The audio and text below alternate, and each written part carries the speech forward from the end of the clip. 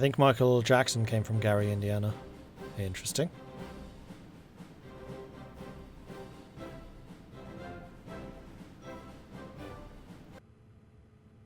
Uh-oh. Uh-oh. Well, that's me crashed. And then I can also bring in the sound. Boop. And we're good to go again. Alright, carry on. And all of these are reset, because of course they have. I don't know why these reset every single freaking game. Especially as I do show. Do not show again, please. I think I have an idea of how the game works by now. Sichuan clique has capitulated. Iceland leaves Middle Europa.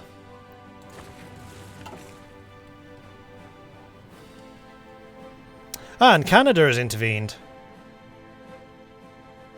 By way of hordes and hordes of Brazilians. But I'm guessing that's a Canadian expeditionary force to Brazil, so Brazil can actually control the Canadian troops. So Canada can themselves focus on an area somewhere else. That's my guess. Unless the Entente has joined this war properly.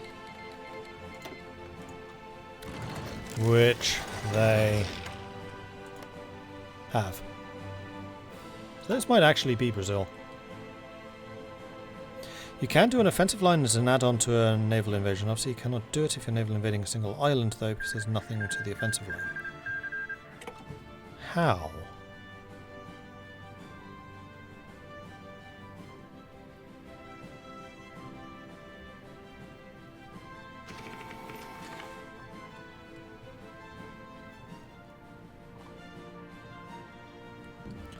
Where did we see the naval invasion?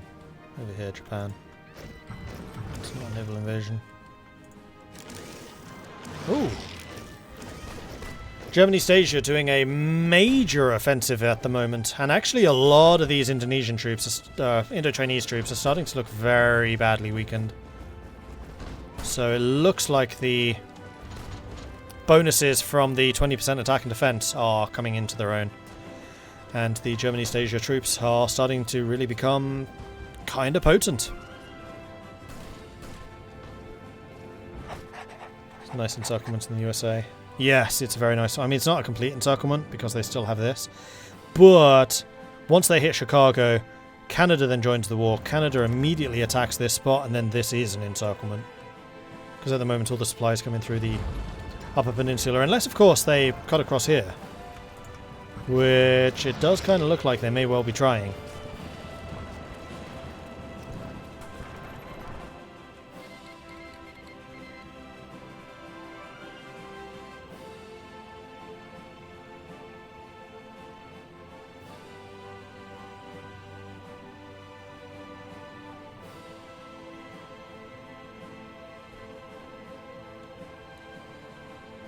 Dominion of India declared war on Baratia. So the remnants of Baratia are just being attacked by the Dominion of India. But there's not really going to be an awful lot left for them to do.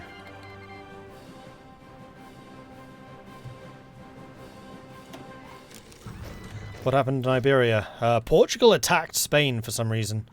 And was brutally and immediately demolished. And there we go. Cut-off is now complete. So this is one major cut-off. In fact, what I'm going to do is grab all of the CSA troops here, because I want to know how many of them there are.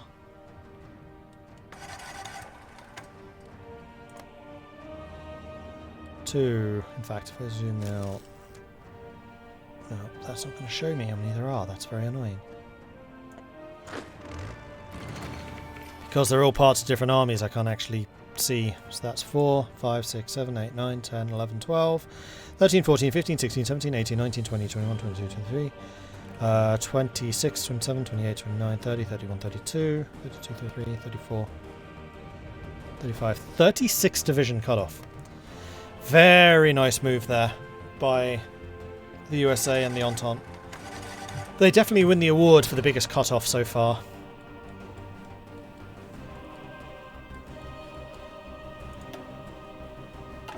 American submarines going after CSA shipping to cut off the Lend-Lease from the Co-Pro people. Not Co-Pro, Third International.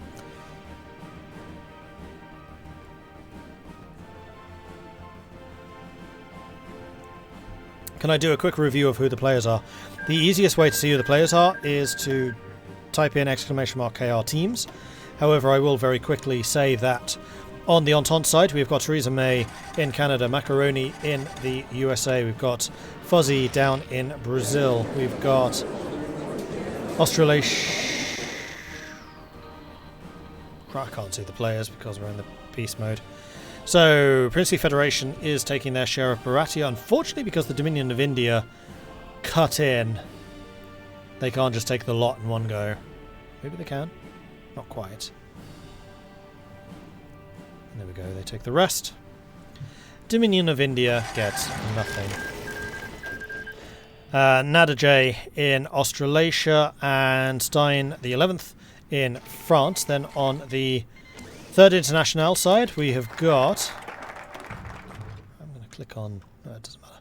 Rhino in the Union of Britain. We have got Theratone in Ireland. We have got Black Necron in France. And then Ammonocron in Spain, with the King of Pandas in Italy. Reichspakt is Jigsaw in Germany. KF Serial in the Ukraine. Yeatmnir in Bulgaria. And somebody in Sweden. There goes the CSA. That's a big win for the Entente. All of this land, of course, going to the USA. Portugal attacked Spain. Spain was like, unexpected, but not unwelcome. Yeah, especially as Spain had no troops in Spain. So Portugal made a big push initially, and then just got swept aside.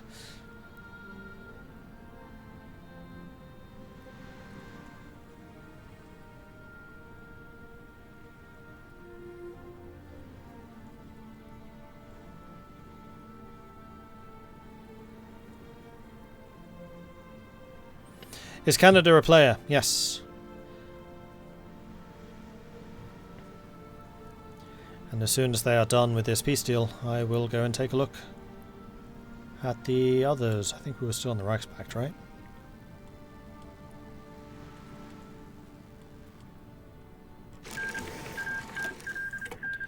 And there we go. The USA continues to embiggen. So, Jigsaw in Germany, KF Serial in Ukraine, Yeatmnir in Bulgaria, Titan Boy in Sweden, and Sebas in Austria. Then we've got the Co-Prosperity Sphere, which is Empress of France in Fentienne. We've got Nich in Japan, Vasfu in Siam, Pro-Australasian player in Princely Federation, and Campfire in Russia. And I do believe that's all of the players. If you are still interested in the discussion about the UOB oil, I was told you can PM the UOB head Zimbabwe Solco about it. Ping me that on Discord, please. Because that's just going to get lost in this chat. But yeah, that would be interesting. Like I said, I raised it with them a while ago. And if there is a new solution in place, that's fine. As long as it's not just the gain 50% magically extra oil because of balance reasons. Like, there are so much more elegant ways of doing that. But it does look like they've lost that synthetic buff, so there is something else in place. I'm just not entirely sure what it is.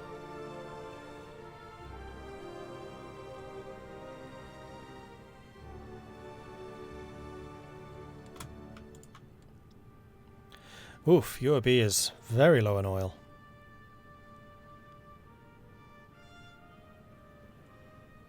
$475 from 9 oil. Just out of interest, how does that compare to you? Yeah, that's fine. So France doesn't have much natively, so it would have to come from Britain. Britain's basically the one supporting Union of Britain oil. Ready to move. Share. Sultanate of Naj took 2 provinces. Iqwan have been annexed. So how is China looking? Vientiane is looking very, very healthy at the moment, just finishing off against Lingguang's People's Government. And if we take a look at the current wars, and then we go to the Hawaiian Yunnanese War? Yeah, apparently Hawaii is the big one. Lingguang People's Government is the last vestige of the Qing side. And at that point, Vientiane is going to rise rather rapidly in strength. And then they need to think about what they want to do about Tibet and Mongolia. Nicaragua and Honduras have made peace. So Central America continues to do its thing. United States of America is putting their full force against the AUS, 118 factories against 42. And while the AUS may fight on bravely, I don't think there's very much they can do against just the sheer number of people. And there it is, Vientiane has now fallen. Sorry, has now won, not fallen.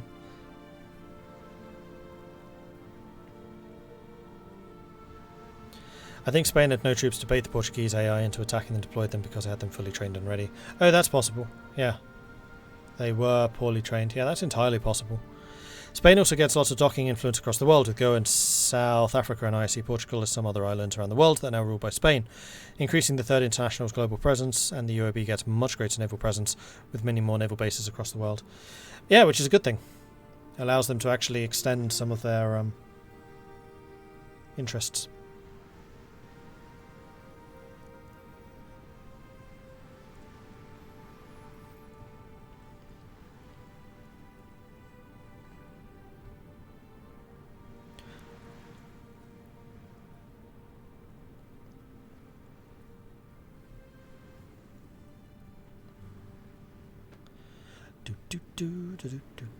Why isn't Japan just passing to Vientiane?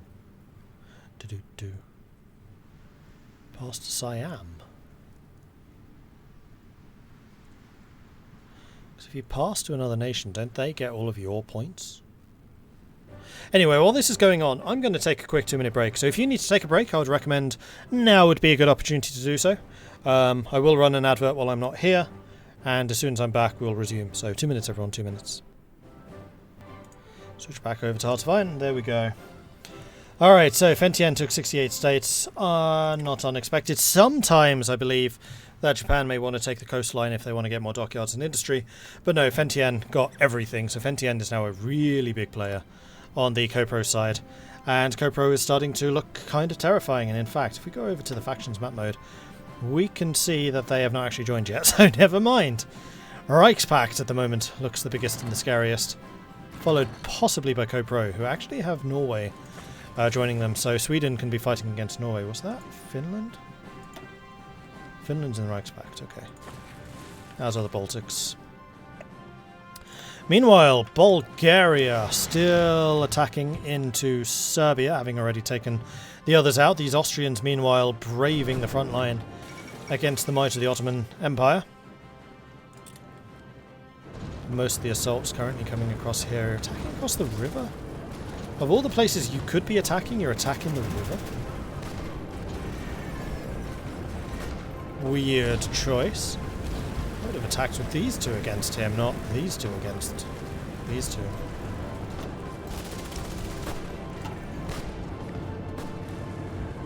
But it does look like they will make some progress, so they should be fine.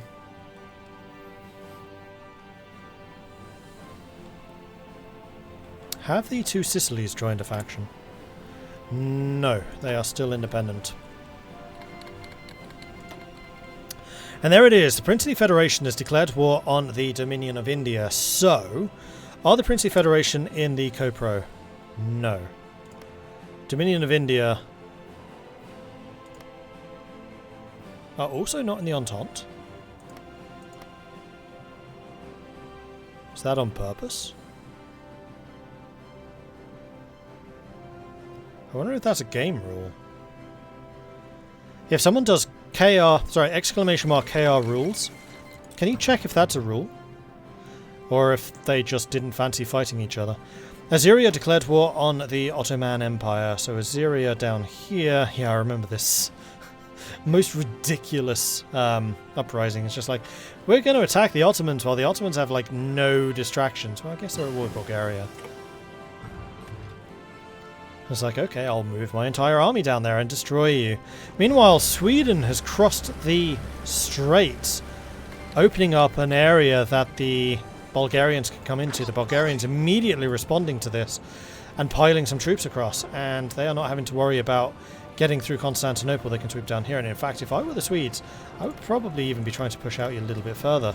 Like, block them. Nah, you've let them fortify and consolidate, which is probably not ideal. Although you can still attack across the straits, I guess. And there we go. Attacks are now ongoing. They're still trying to push. Oh, I think they're grinding for experience here. Going across the river. They've already pushed this guy back, but are not following up.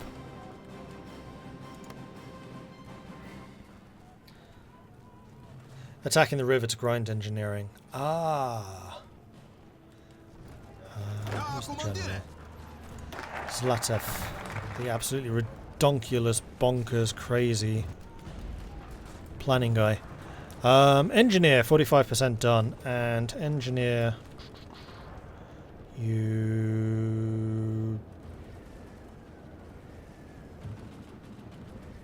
Yeah. Attacking forts or attacking river crossings. Fair enough. And you are very nearly level 6. In fact, you have just hit level 6. And then the Field Marshal is more of a defensive guy. He's already got Urban Assault Specialist. How far are you from Organizer? A long way. Experience gained while using battle plans. And then that will lead to Logistics Wizard, which is really good, because it means your units are smaller. So the Bulgarians are starting to cross over. They've gotten another attack into Smyrnia, but they're not really backing it up with very much at this point. The Ottomans, I guess they've timed the attack into the Ottomans for when the Ottomans are dealing with Assyria. I mean, they must be. Meanwhile, Dominion of India still completely independent. Princely Federation getting support from Russia, but only Russia at this point. USA.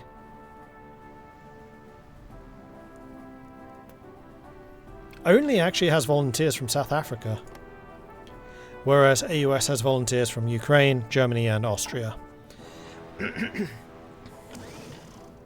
Canada rules. Canada must kick the Dominion of India from the faction before the Indian Unification Wars. Canada is not allowed to let Hawaii join the Entente. Interesting. Okay.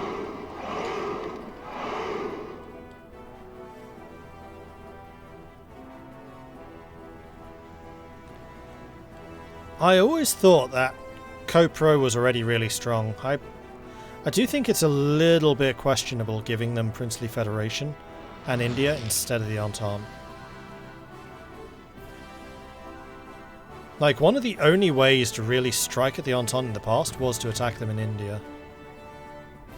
And it also opens up a major front between the Entente and Co-Pro. Maybe this encourages more naval play between Co-Pro and Entente? Possibly? I'm unsure about that change.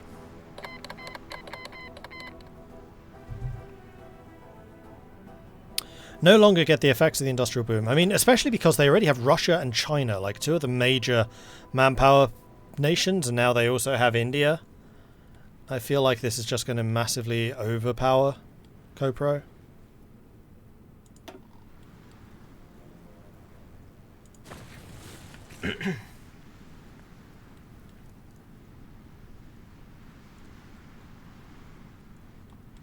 We'll see. So, the attack into the Ottoman Empire continues to go nicely. Bulgaria, of course, bringing massive amounts of Chromium to the Reichspakt. The Reichspakt can really afford to push out loads and loads of heavy tanks, probably more so than any of the other nations. Although, as long as Cuba remains neutral, you can buy Chromium from them. And also, South Africa? Because I do know that Hearts of Iron multiplayer games tend to descend into just heavy tanks versus heavy tanks. And yeah, South Africa is the other major Chromium player. So that's usually Entente, sometimes Reichspakt. This is obviously controlled by the Reichspakt. I think that Russia has a Chromium source. I'm just wondering where the Third International get their chromium. I think that pretty much has to be Cuba. There are 2 tiles in Ethiopia that let generals grind mountaineering and engineering at the same time. That's why Italy never ends that war and keeps fighting Ethiopia until World War II is kicked off. Yeah, and which is why, very wisely, there's a rule saying you must have finished Ethiopia by like 37. Or like July 36.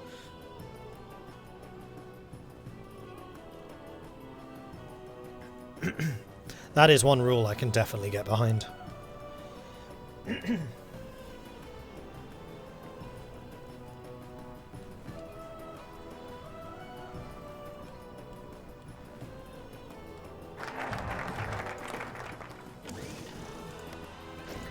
So, Princely Federation still only supported by the Russians. Nobody supporting Dominion of India. And they are getting these little cut-offs, so that's a 3-unit kill there, it's 1 unit there. Death by 1,000 cuts, and just generally keeping these battle plans going. India does have some pretty big forces. I immediately see the tech slot available. I'm like, click it! Click it! You must do technology, Mordred. No, I must not.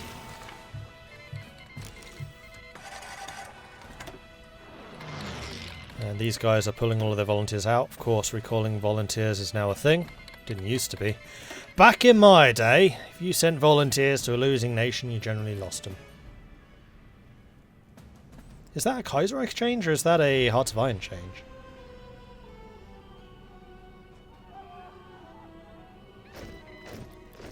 And what are the downsides for doing so? You're not allowed to send volunteers again for a set amount of time, like 6 months. Just so you can't exploit it every time you're about to get encircled. Quick, recall them and then send them again.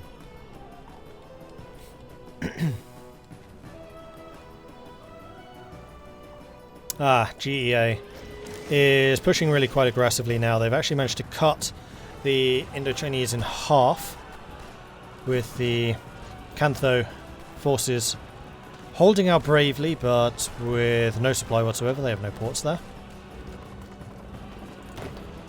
Meanwhile, Rommel's a level 6. 7 attack, 6 planning. Rommel good. Rommel very good.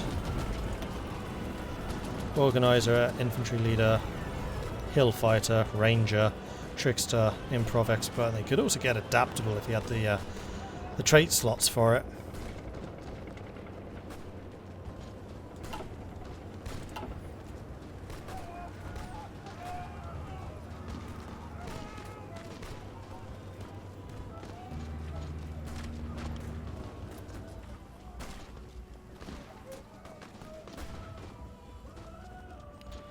Oh, what are you doing?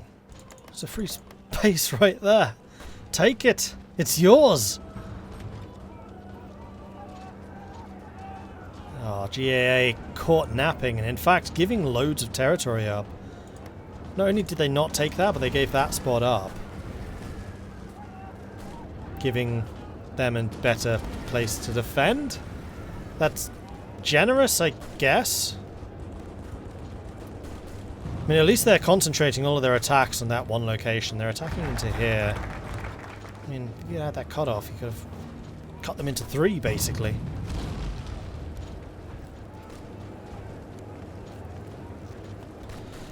Though Germany, Italy and Japan gets to grind engineering, mountaineering, the Spanish Civil War as well, since it's common for national Spain to retreat behind the river in the north and wait. True, but the Spanish Civil War is easier to get completely wrong than Ethiopia.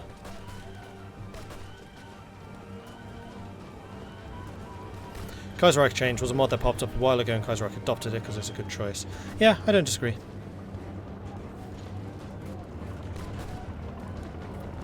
Man, these guys are getting absolutely hammered.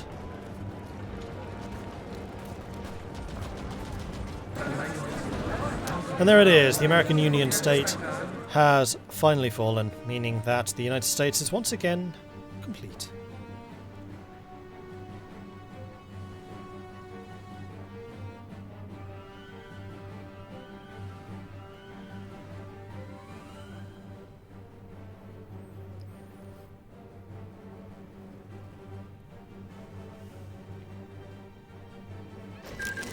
And there we are.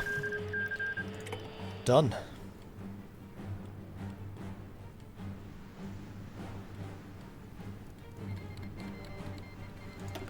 Let's go to Cladronaged. I'm most interested in seeing the end of this. GA is actually going to beat Indochina. That's going to be a nice little booster for the Reichspakt in the Far East. Plus, I'm happy to see that at least one of the symbiotic pair survived.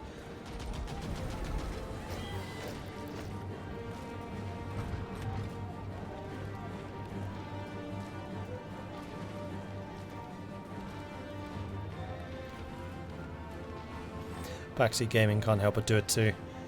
Yeah, I know a lot of people get really annoyed at backseat. I mean, it's rather hard to backseat here, seeing as I'm not actually playing and just commentating. But I know a lot of people get very annoyed at backseat gaming. I don't mind it that much, as long as it's not just completely in your face, like, do this, do that, do this. If it's just suggestions, I don't mind so much. Spoilers, I dislike. I have an intense dislike of spoilers. But I'm usually pretty careful to say, don't spoil this, I want to know. And chat's gotten pretty good at asking permissions, like, do you want to know the outcome for this? I'd be like, yeah, no, don't tell me. Tom Deeg and MK16, thank you very much for the follows. Welcome to the channel. They're trying to take Saigon. Yeah, I know. The opposite to the end of the Vietnam War. Where it's the Europeans, well, the Americans trying to escape Saigon. They're getting more and more manpower, I guess, as they take more and more of Vietnam back again. But like I said, Vietnam's so important for them. And there we go. Princely Federation has taken out the Dominion of India. So the world is starting to return to an area of peace with the Chinese Civil War all but over, the Indian Civil War over, and the American Civil War over. The only one that's still outstanding is the invasion of Bulgaria and the German-East-Asia Civil War. Or War of Independence, I should really say. Oh yeah, and the Insulindia War's over as well. So, March 38, we're going to have about a year of somewhat stability before the madness truly begins. Except New England is Canadian now. Yeah, New England has just returned to England. New England is no longer New England, it's just England.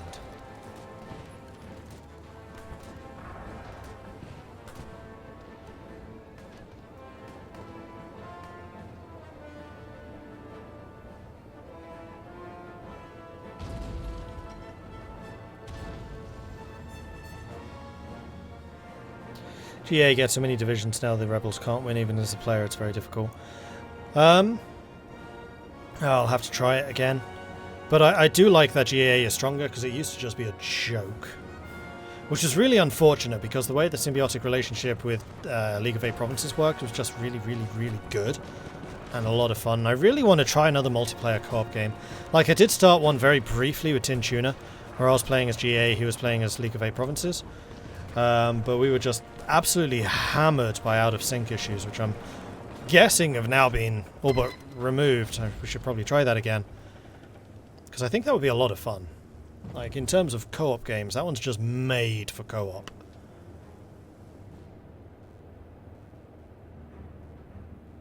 Hey, Mordred. Hello. Do you want me to bring some of the teams up here so they can introduce themselves? Because the war is going to start soon, so there won't really be a good time. Yeah, that's a good idea. I'll start with the Reichspakt. Okay. Yeah, good idea. So we're actually going to hear from the teams themselves. Enjoying the commentary, download the game and have zero clue how to play.